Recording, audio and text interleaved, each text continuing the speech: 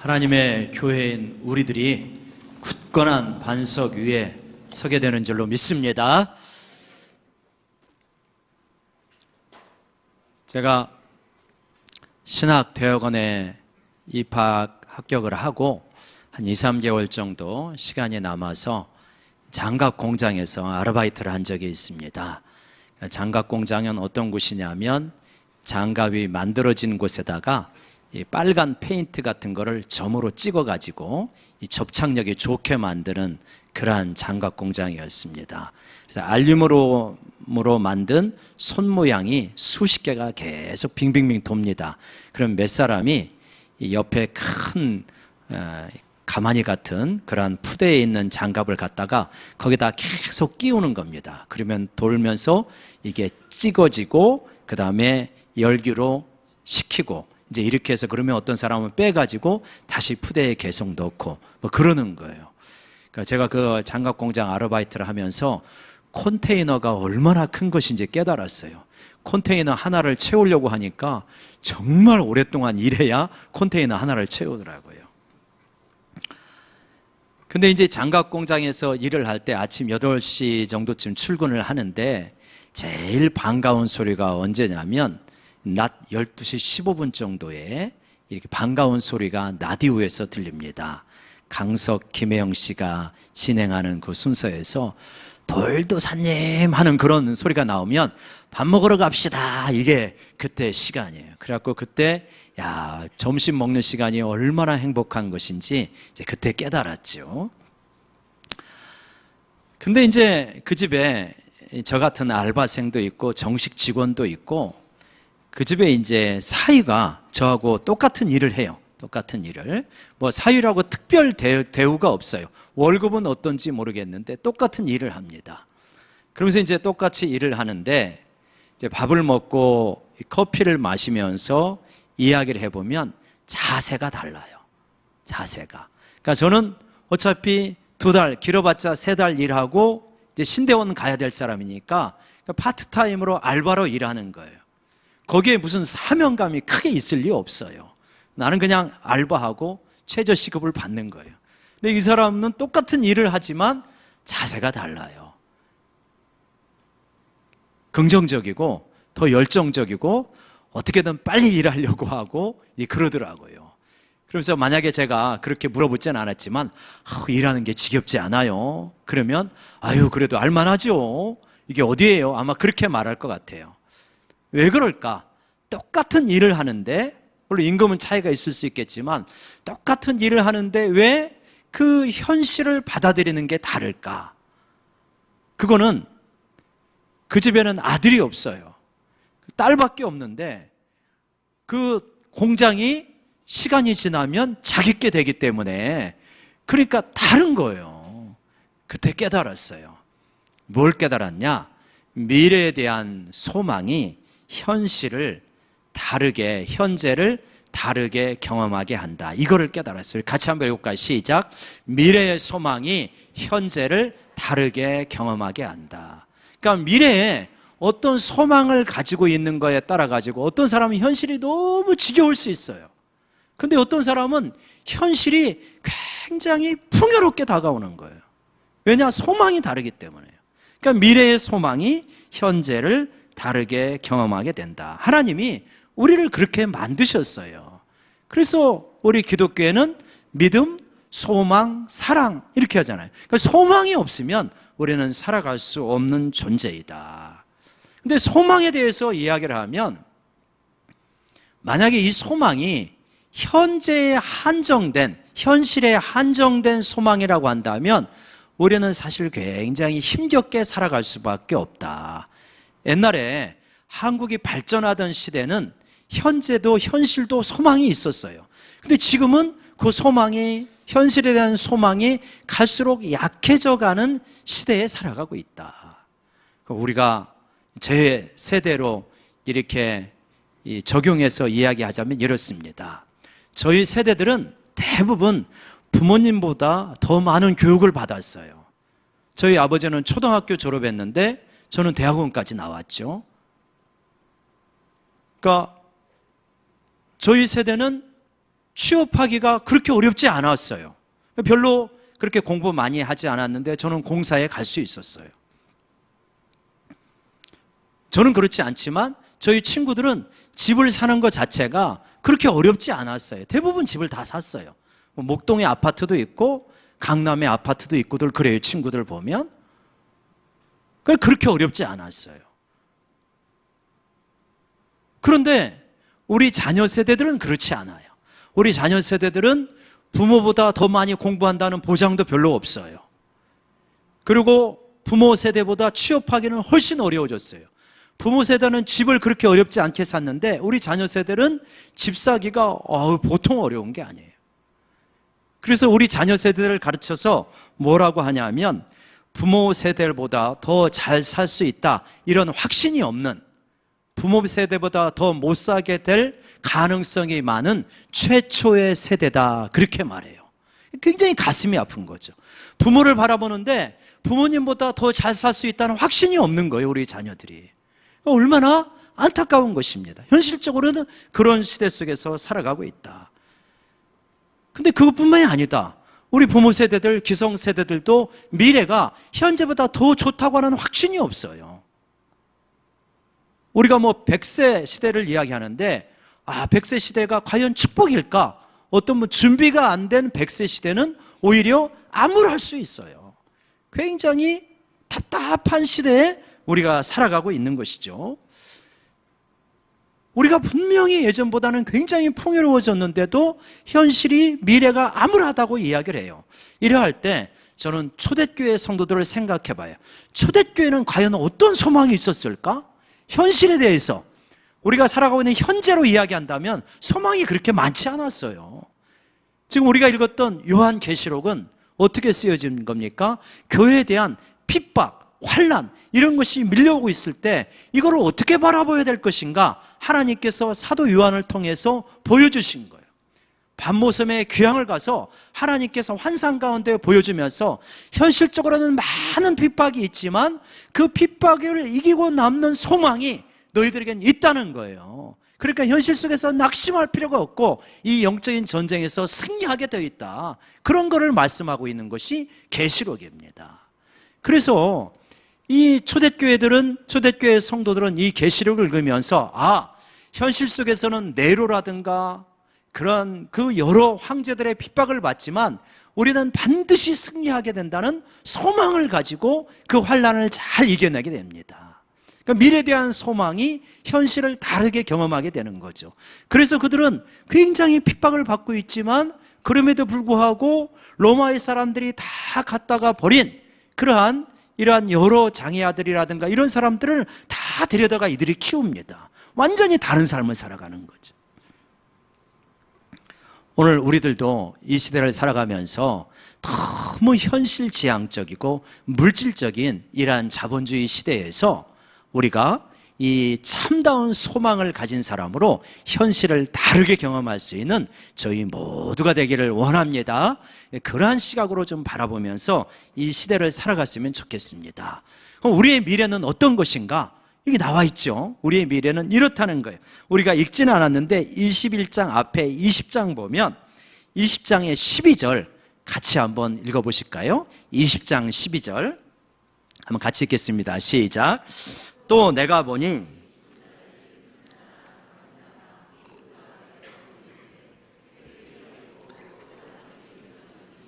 곧 생명책이라 죽은 자들이 자기 행위를 따라 책들에 기록된 대로 심판을 받으니. 그러니까 주님이 재림하시고 하나님 나라가 완성이 되어지는 이제 인류의 마지막 날에는 원하든 원치 않든 심판이 있다는 거예요. 학교를 졸업할 때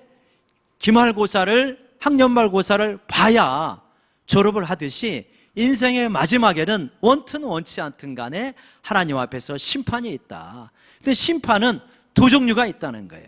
이게 책이 있는데 두 종류의 책이 있어요.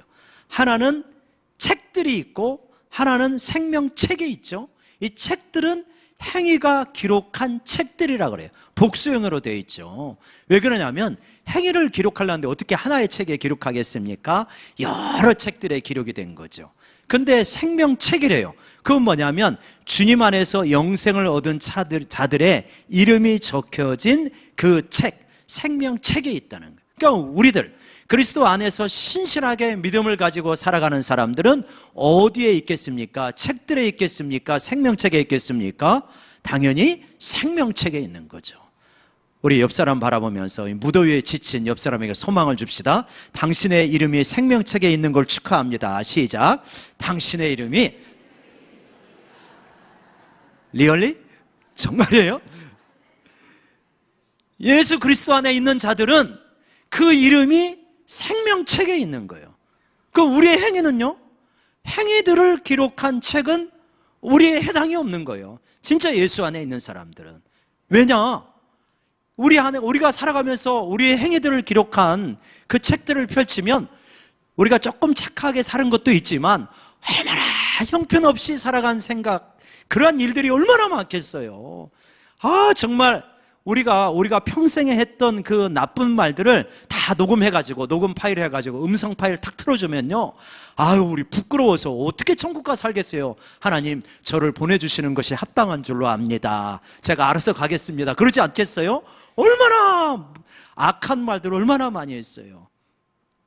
생각, 끔찍한 생각. 누가 내 생각을 들춰보면, 야, 들춰보지 마라, 제발 들춰보지 마라 할 생각도 많이 했잖아요.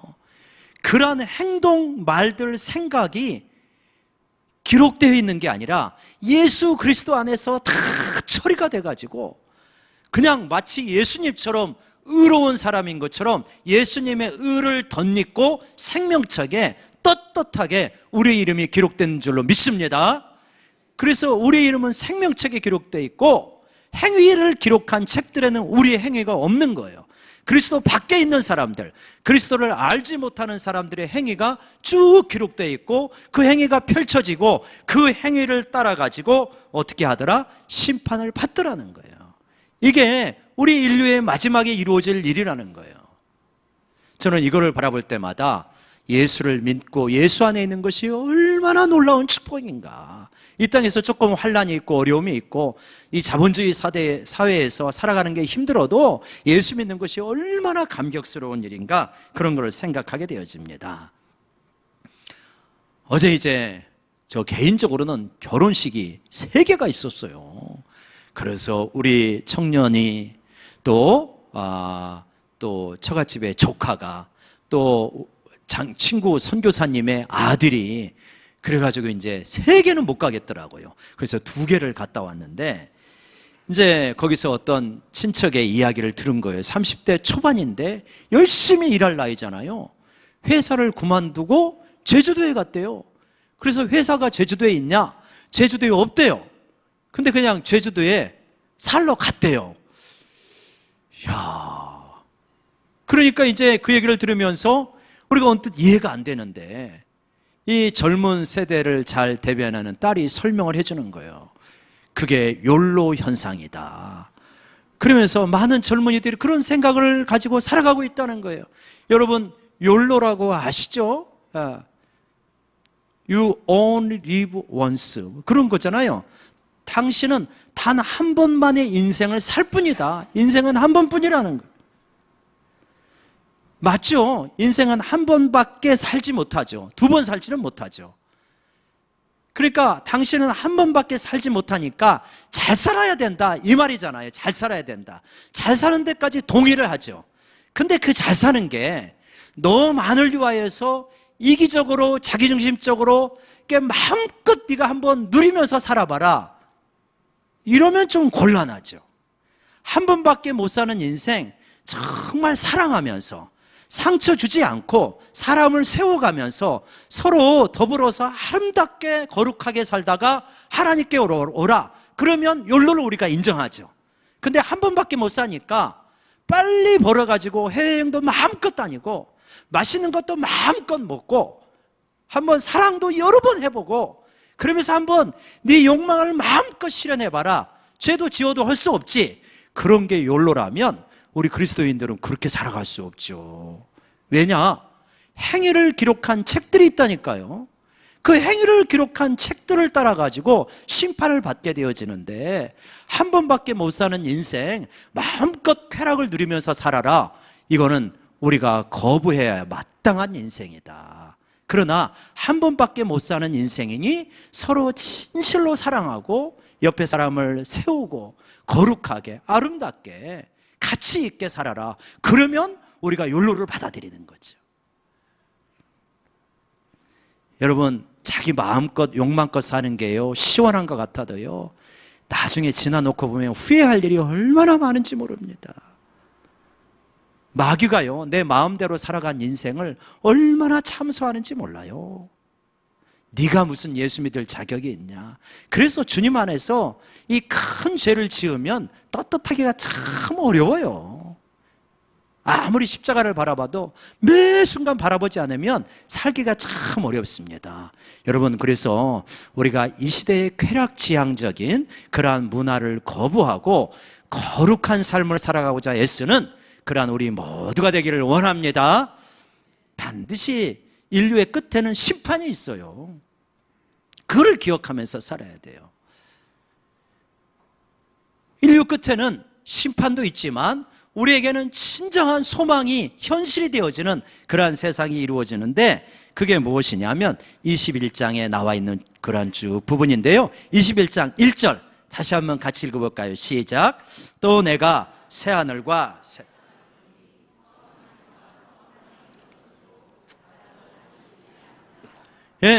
새하늘과 새 땅이 원래 너무 좋은 말인데 이단이 갖다 쓰는 바람에 이걸 우리가 한자로 부르기가 어려워요. 한자로 이게 신천지잖아요. 굉장히 좋은 말인데 우리는 부를 수가 없어요. 그냥 새하늘과 새 땅으로 부를 수밖에 없어. 그러니까 새하늘과 새 땅이 펼쳐집니다. 그래서 지금 지구를 비롯한 이 우주가 뭔가 다른 형태로 바뀌어요. 이게 연속성과 불연속성이 있어요. 예수님이 부활했을 때 예수님을 알아보기도 하고 못 알아보잖아요. 몸도 비슷한 면이 있지만 다른 면도 있잖아요. 그런 것처럼 이 우주가 완전히 사라지지는 않을 거예요.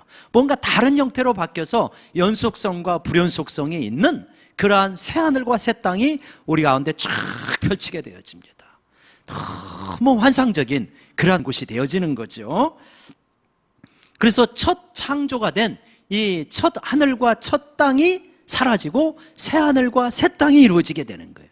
이제 그런데 이 새 하늘과 새 땅을 누가 누리냐면 이 새 성 예루살렘이 그들이 누리게 되어지는데, 2절 보면요, 또 내가 보니 거룩한 성 새 예루살렘이 하늘에서부터, 하나님께로부터 하늘에서 내려옵니다. 그래가지고 준비한 것이 신부가 남편을 위하여 단장한 것 같더라. 여러분, 우리가 이제 결혼식장을 이렇게 많이 가잖아요. 그러면 신부 등장이 이렇게 이벤트성으로 이루어지는 데가 있지 않습니까? 어떤 결혼식장을 갔더니 신부가 하늘에서 내려오더라고요. 엘리베이터 타고 쫙 이렇게 멋진 음악이 흐르면서 신부가 내려오지 않습니까? 신부가 이렇게 하늘에서 내려오는 모습, 거룩한 성인 예루살렘이 하늘에서 내려오는 게 마치 그와 같더라는 거예요. 그럼 이 거룩한 성 예루살렘이 뭐냐?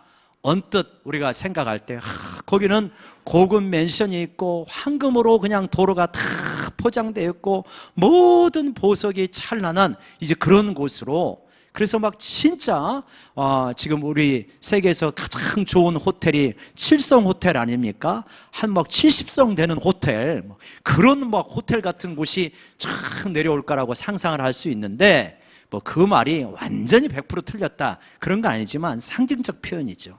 문학적 표현입니다. 그럼 뭐냐면 이 거룩한 성 새 예루살렘이 이거예요. 그냥 고급 맨션이 즐비한 그런 것이 아니라 21장 9절과 10절을 한번 같이 보십시다. 21장 9절과 10절을 보시면, 7 대접을 가지고 마지막 7 재앙을 담은 7 천사 중 하나가 나와서 내게 말하여 이르되 이리 오라. 천사가 말합니다. 이리 와라. 내가 신부 곧 어린 양의 아내를 너에게 보여주겠다 그런 겁니다. 내려와, 이리 와라. 내가 어린 양의 아내를 너에게 보여주겠다 그러죠. 그러면서 여러분 10절 같이 한번 읽어볼까요? 시작. 성령으로 나를 데리고 크고 높은 산으로 올라가 하나님께로부터 하늘에서 내려오는 거룩한 성 예루살렘을 보이니. 이해되십니까? 내가 너에게 어린 양의 아내 신부를 보여주겠다고 하고 그러면서 보여주는데 성령으로 나를 크고 높은 산으로 올라갑니다. 그때 하나님께로부터 하늘에서, 우리가 아까 읽은 거하고 비슷하죠? 똑같죠? 하나님께로부터 하늘에서 거룩한 성 예루살렘이 내려오는 거예요. 그러니까 고급 맨션이 즐비한 그러한 큰 대형 도시가 아니고, 그 성이 아니고 뭘 말하는 겁니까? 어린 양의 아내, 어린 양의 신부인 교회를 말하는 거예요. 교회. 이 새 예루살렘 성이 교회를 말합니다. 우리들을 말하는 거예요. 우리들이 얼마나 아름다운지 보석으로 다 이렇게 장식을 한 것처럼 하나님 보시기에 그렇게 아름다운 신부가 되어서 하나님께로부터 하늘에서부터 내려와서 새롭게 된 이 새로운 하늘과 천지를 소유하게 된다. 그거를 말씀하고 있습니다. 할렐루야. 여러분, 우리가 그렇게 멋진 미래가 우리 앞에 주어져 있는 줄로 믿습니다. 지금 우리의 모습 부족하죠. 연약하죠. 현실의 교회에 약한 부분들이 많죠. 그러나 현실의 교회가 약하다고 해서 영원히 약하다고 생각하시면 안 됩니다. 우리가 약점이 많다고 해서 영원히 약점이 있는 게 아니에요. 주님이 오시는 그날 인류의 종말에 새하늘과 새 땅에 완전히 보석으로 장식한 것 같은 아주 그러한 깨끗하고 거룩한 모습으로, 찬란한 모습으로 우리들이 내려오게 되어지는 거예요. 그래서 이 우주를 소유하게 되어지는 것이다 라고 이렇게 말씀하고 있는 거죠. 그래가지고 어떻게 되냐면 3절에 있는 것처럼 우리 위에 장막이 펼쳐집니다. 장막이 펼쳐져서 하나님은 우리의 영원한 아버지가 되시고 우리는 그의 백성이 되어서 이제 분리되어야 분리될 수 없는 그러한 장막 안에서의 삶이 이루어지는 거예요. 이 장막절의 축제가 이루어지게 된다라고 하는 것을 말합니다. 이제 핵심은 4절에 있습니다. 4절 첫 부분 같이 읽어볼까요? 시작. 모든 눈물을 그 눈에서 닦아주시고 다시는 사망이 없고. 예, 거기까지요. 모든 눈물을 닦아주십니다. 여러분, 이 땅에 살면서 눈물이 얼마나 많으세요? 참 눈물이 없는 세상에서 우리가 살고 싶은데 참 이 사회를 살면서 눈물을 많이 흘립니다. 사는 것 자체가 쉽지가 않아요. 저희 집에 이제 이 무선 이 와이파이가 고장이 나가지고 그래가지고 이제 AS 신청을 했는데 AS 기사분이 약속한 시간보다 1시간 늦게 왔대요. 그러면서 이제 왜 1시간 늦게 왔는지 말씀을 해주셨다 그래요. 그런데 그분들이 이제 이야기를 하시는데 그렇게 힘드신 줄 몰랐어요. 비정규직이시래요. 그러니까 이렇게 무선 인터넷은 우리나라 다 대부분 대기업이잖아요. 뭐 KT나 SK나 뭐 다 이렇게 좀 대기업이잖아요. 근데 실제로 그 실무에서 일하고 계시는 분은 비정규직인데 월급이 150만 원 정도 된대요. 그리고 특별수당이 약간 있는 정도래요. 그리고 그분들이 막 일이 새벽부터 밤늦게까지, 밤늦게도 이렇게 그분들 서비스 받을 때 있잖아요. 그리고 서비스하고 가시면 또 뭡니까? 좀 잘 좀 말씀해 주세요 그러잖아요. AS 이게 오면은 또 여기다가 서비스에 매우 좋습니다. 뭐 이런 거 친절합니다. 이런 거 해줘야 되죠. 그러니까 감정 노동의 측면과 육체 노동의 측면이 강한데 그렇게 살아가시는 거. 그러니까 170, 80을 벌면서 그냥 일주일 내내 그렇게 일하는 거예요. 근데 그것이 너무 힘들다고 이렇게 어떤 파업 이야기를 이렇게 자기들끼리 뭔가 그렇게 일부분 있는가 봐요. 그거 하다가 1시간 늦었다고 이야기를 해주셨다고 하더라고요. 참 우리 사회를 보면 과연 이 사회, 우리 사회뿐만 아니라 이 지구의 이 사회를 보면 이 사회가 이렇게 계속 갈까 싶어요. 왜 그러냐면 빈부격차가 갈수록 심해져요. 갈수록. 비슷한 일을 하고 어떤 분은 170, 80만 원 겨우 받을까 말까 하는데 어떤 분은 막 400, 600, 700 받는 게 아무렇지도 않은 비슷한 일을 하면서 이 정규직과 비정규직의 차이가 한국 사회의 큰 문제잖아요. 이 갈수록 벌어지는 빈부격차가 큰 문제이지 않습니까? 이렇게 갈수록 빈부격차가 양극화가 심해지면 이 가난한 자들이 나중에 할 것은 혁명밖에 없어요. 그러지 않겠어요? 언제까지 버티고 견디겠어요?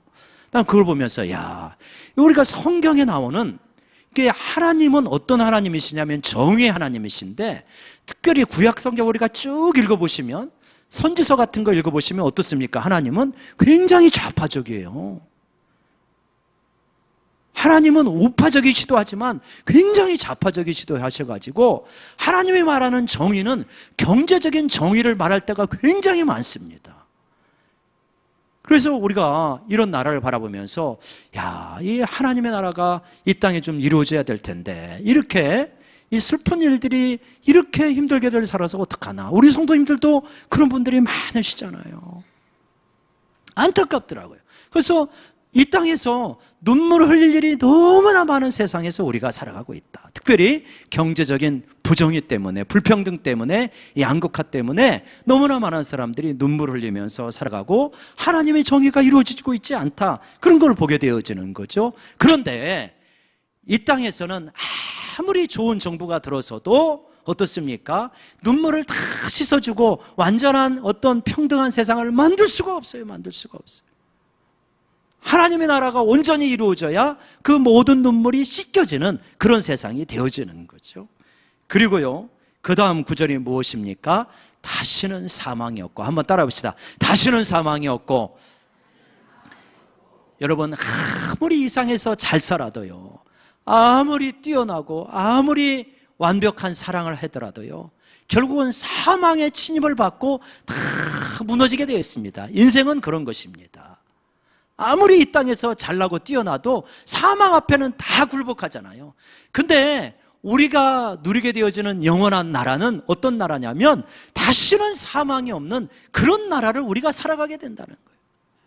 그리고 애통하는 것도 없고 아픈 것도 없고, 그러한 우리들이 진정으로 꿈꾸는 나라가 우리 주님이 오시게 되어지는 그 나라에 이루어지게 될 줄로 믿습니다.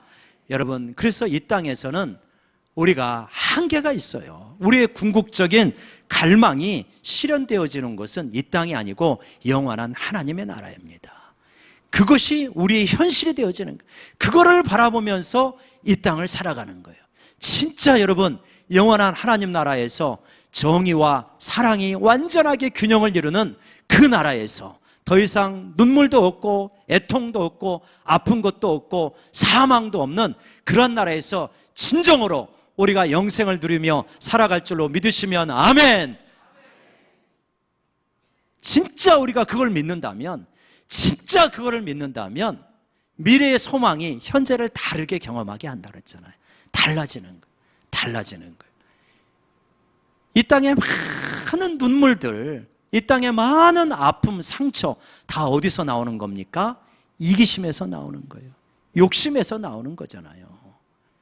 욕심이 없는 사람들, 이기심이 없는 사람들이 살아간다면 얼마나 우리가 낙원 같은 데서 살겠습니까? 다 이기심 때문에 얼마나 고통을 받아요. 랭던 길키라고 하는 사람이 있는데, 이 사람이 이제 미국의 하버드 대학을 우수한 성적으로 졸업하고 중국에 가서 영어 교사를 할 때 일본이 중국을 침략합니다. 그리고 상당 부분을 차지하죠. 근데 거기에 있는 미국인이라든가 이 유럽인들은 이 일본이 함부로 대할 수 없으니까 큰 소용수에다가 다 몰아넣습니다.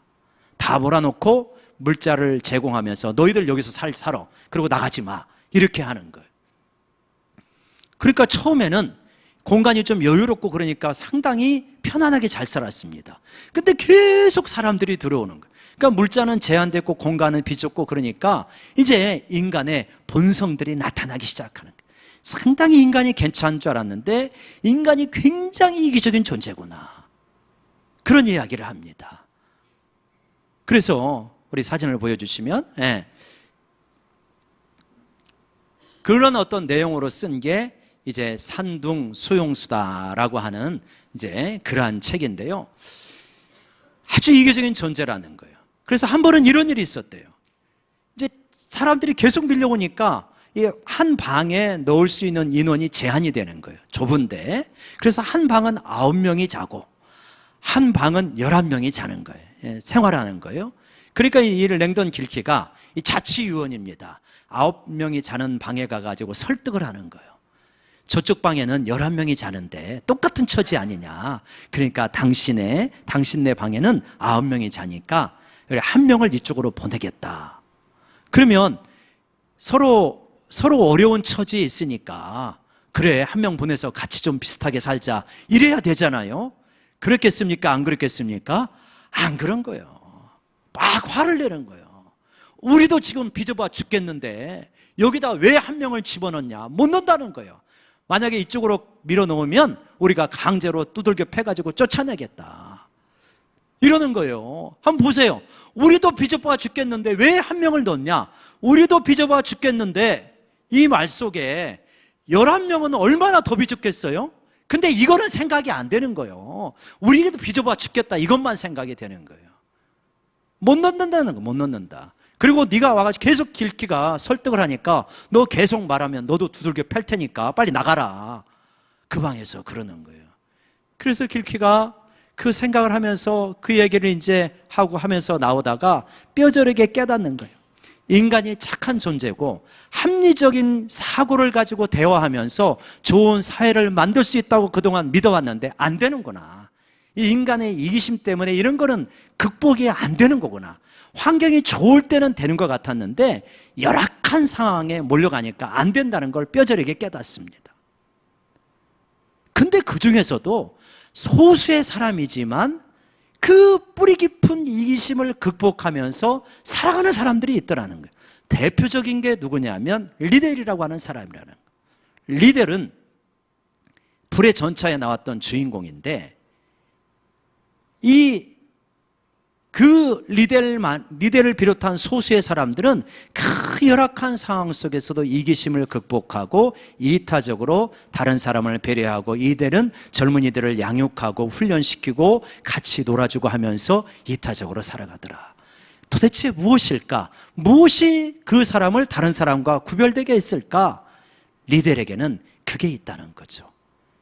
영원한 하나님 나라가 그에게는 실제가 되어 있다는, 그래서 뿌리 깊은 이기심을 극복할 수 있었다.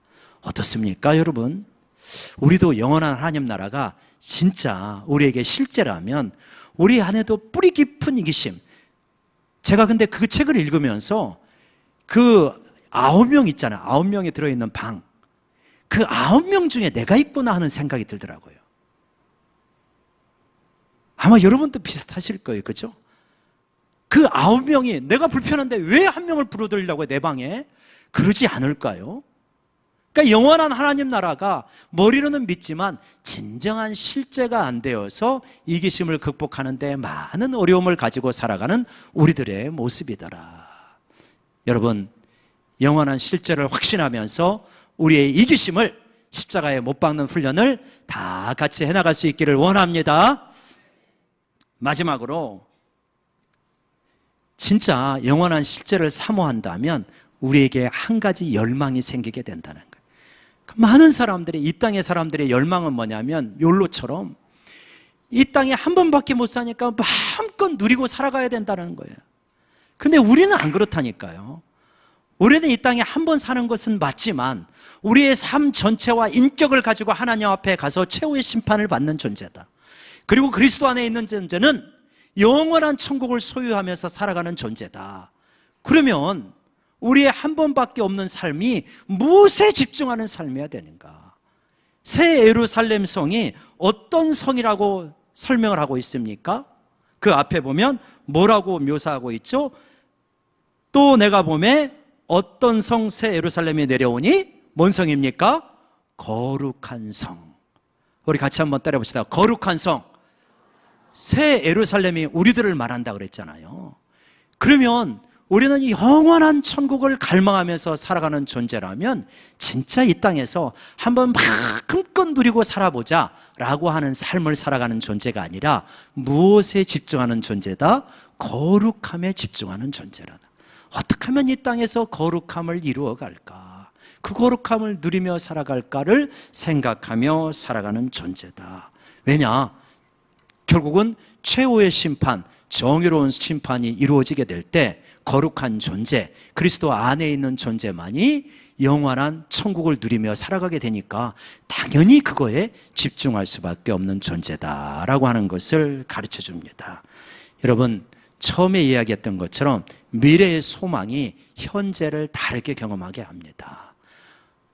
이 땅의 사람들은 영원한 세계에 대한 소망이 없습니다.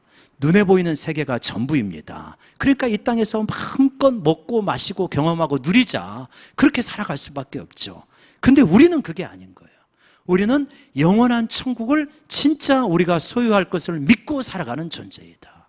그렇기 때문에 이 땅에서 환난과 어려움이 있어도 낙심하지 않습니다. 포기하지 않습니다. 좌절하지 않습니다. 이 땅에서 눈물이 계속되어도 진짜 눈물이 다 닦이는 것은 아버지 품 안에서라고 하는 것을 믿고 살아가는 존재인 줄로 믿습니다. 여러분, 이 땅에서 좀 우리도 멋지게 살아갔으면 좋겠어요. 근데 안 될 때도 있잖아요. 빨리 내 슬픔이 사라지고 환희에 찬 세월이 왔으면 좋겠어요. 근데 잘 안 되잖아요. 어쩌면 그런 날이 환희에 찬 세월들이 안 나올 수도 있어요. 우리 앞으로. 그래도 낙심하지 않는 존재라는 거예요. 왜냐? 진정한 우리의 모든 염원이 실현되는 곳에서 우리가 영생을 누리며 살아가기 때문에 이 땅에서 인내할 수 있고요, 낙심하지 않고 소망을 가지고 현실을 살아갈 수 있는 줄로 믿습니다. 그러한 소망을 가지고 살아가는 우리 모두가 되시기를 주의 이름으로 간절히 축원합니다. 기도하십시다.